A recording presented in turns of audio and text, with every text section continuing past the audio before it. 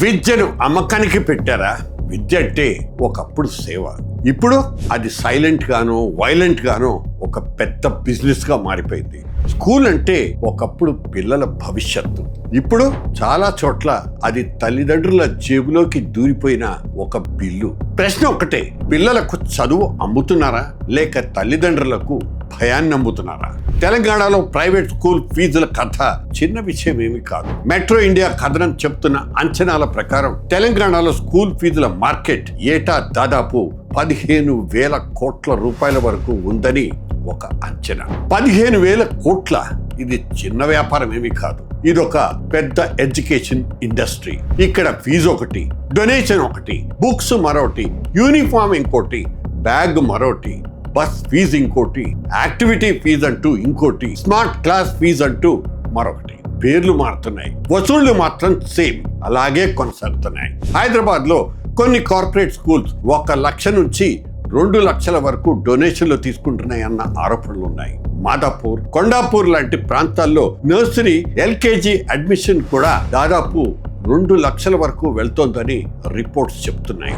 ఇక్కడే అసలు ప్రశ్న, ఎల్కేజీకి 2 లక్షలు ఎందుకు? పిల్లోడు ఇంకా అక్షరాలు కూడా మొదలు పెట్టనే లేదు, కానీ తల్లిదండ్రులు అప్పుడే ఆర్థిక పరీక్ష రాసుకుంటున్నారు. ఇక్కడ ఒక చిన్న డేటా పాయింట్ గుర్తుంచుకోవాలి. తెలంగాణలో ప్రైవేట్ స్కూల్ అనేది ఇప్పుడు లగ్జరీ కాదు, మాస్ డిపెండెన్స్. సిపిఆర్ రిపోర్ట్ ప్రకారం తెలంగాణలో 64.7%, అంటే దాదాపు 65% విద్యార్థులు ప్రైవేట్ అన్ఎయిడెడ్ స్కూల్స్ లో చదువుకుంటున్నారు. ఇదే రిపోర్ట్ ప్రకారం ఈ ప్రైవేట్ అన్ఎయిడెడ్ స్కూల్స్ లో 75 నుంచి 80% లో ఫీజ్ స్కూల్స్, అంటే లోవర్ మిడిల్ క్లాస్ కుటుంబాలే ఎక్కువగా ఈ భారం మోస్తున్నాయి. ఎన్ఎస్ఎస్ 80th రౌండ్ సర్వే ప్రకారం దేశ స్థాయిలో ఒక విద్యార్థి మీద సగటు కోర్స్ ఫీజు ఖర్చు 7,111 రూపాయలు. అర్బన్ ఏరియాస్ లో, అంటే పట్టణ ప్రాంతాల్లో అది 15,143 అయితే రూరల్ ఏరియాస్ లో మాత్రం 3,979 రూపాయలు. టెక్స్ట్ స్టేషనరీ మీద సగటు ఖర్చు 2,002. ఇవి అఫీషియల్ నంబర్స్, అధికారిక లెక్కలు. కానీ గ్రౌండ్ సర్వేలో donation, uniform, bus fees, activity fees, books, special క్లాసులు ఇవన్నీ కలిస్తే పిల్లల చదువు ఒక కుటుంబానికి మంత్లీ ఈఎంఐగా మారిపోయింది, అంటే నెలసరి వాయిదా అన్నమాట. అందుకే ఇది కేవలం ఫీ హైక్ ఇష్యూ మాత్రమే కాదు, ఇది ఒక పబ్లిక్ ఎడ్యుకేషన్ మీద నమ్మకం. అది తగ్గినప్పుడు ప్రైవేట్ ఎడ్యుకేషన్ మీద రెగ్యులేషన్ లేకపోతే వచ్చే ఒక సోషల్ క్రైసిస్. ప్రభుత్వ స్కూల్ బలహీనమైతే పేరెంట్ ప్రైవేట్ స్కూల్ కి వెళ్తాడు. పేరెంట్ స్కూల్స్ కి నియంత్రణ లేకపోతే అదే పేరెంట్ బలవంతపు కస్టమర్ అయిపోతాడు. గ్రామాల్లో కూడా పరిస్థితి వేరేగా ఏం లేదు. సిబిఎస్ఈ అంటారు, ఇంటర్నేషనల్ అంటారు, టెక్నో అంటారు, ఐఐటి అంటారు, ఒలింపియాడ్ అంటారు. ప్రతి లేబుల్ కు ఒక రేటు, ప్రతి రేటుకు ఒక భయం. ఇక్కడ చదివించకపోతే మీ పిల్లాడు వెనకబడిపోతాడనే సైకలాజికల్ ప్రెషర్, ఈ మానసిక ఒత్తిడితో సతమతమైపోతున్నారు. ఇది విద్యా సేవ కాదు, ఇది తల్లిదండ్రుల భయాల మీద, పిల్లల పట్ల వాళ్ళ ప్రేమ మీద నిర్మించిన ఒక బిజినెస్ మోడల్. ప్రభుత్వం దగ్గర చట్టాలు లేవా? ఉన్నాయి. కమిటీలు లేవా? వేశారు. రిపోర్టులు లేవా? ఇచ్చాయి. ప్రొఫెసర్ తిరుపతిరావు కమిటీ ఫీజు పెంపును 10% పరిమితం చేయాలంటూ చెప్పింది.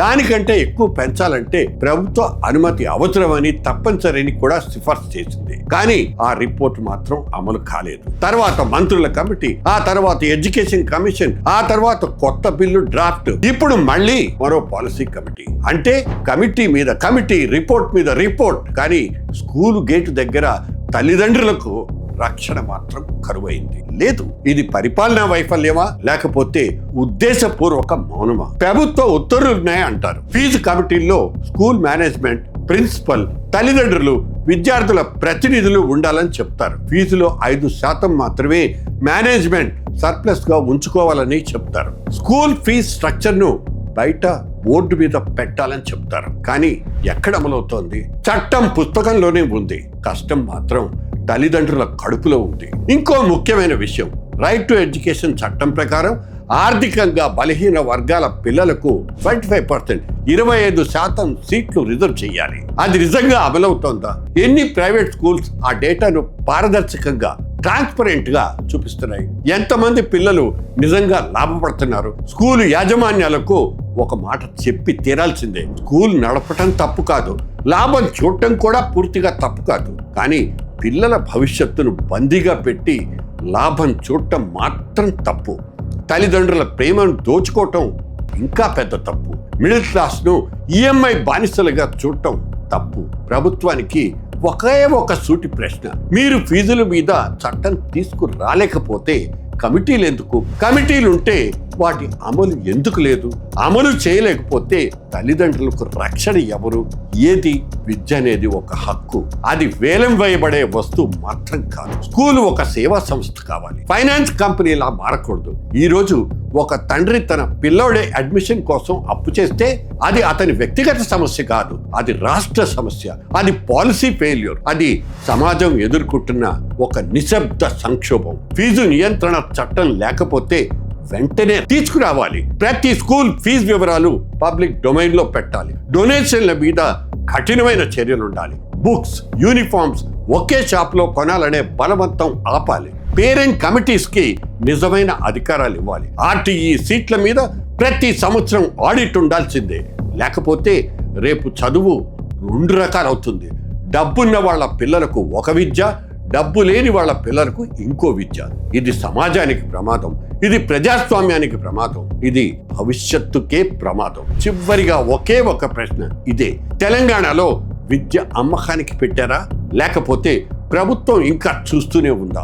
తల్లిదండ్రులది నిశ్శబ్దం కాదు, తల్లిదండ్రులది బలహీనత కాదు, వాళ్ళ పిల్లల భవిష్యత్తు మీద భయం. ఆ భయాన్ని స్కూల్స్ వ్యాపారంగా మార్చుకుంటే, దానిని ప్రభుత్వం ఆపకపోతే అది కేవలం ఫీజుల సమస్య కాదు, అదొక రాష్ట్రం తన పిల్లల భవిష్యత్తును ప్రైవేట్ మార్కెట్కు అప్పగించిన కథ. అప్పటిదాకా ఇదొక అంతులేని కథే, అన్ అన్ఎండింగ్ సగా.